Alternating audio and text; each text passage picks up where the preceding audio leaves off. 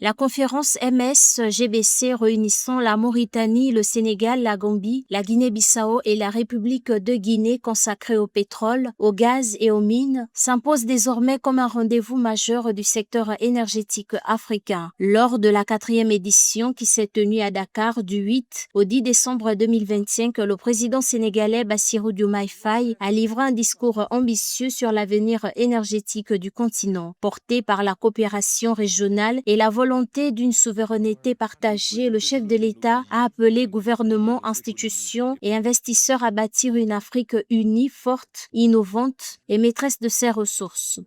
L'Afrique, longtemps cantonnée au rôle de fournisseur de matières premières, refuse désormais la marginalité. Elle affirme son droit à être actrice de son destin, valorisant ses ressources, ses compétences, ses talents et sa capacité à construire une souveraineté énergétique moderne, robuste et durable.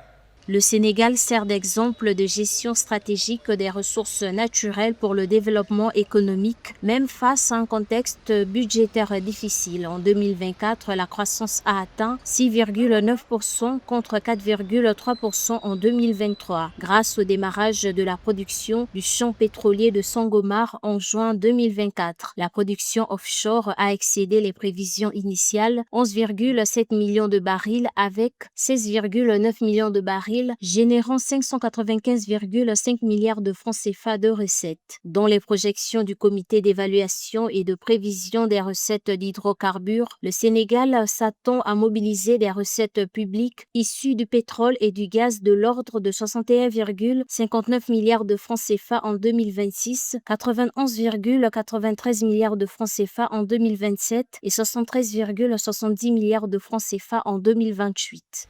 Chaque projet pétrolier, gazier ou énergétique doit être une opportunité pour nos peuples, une source de prospérité partagée et un levier de transformation économique.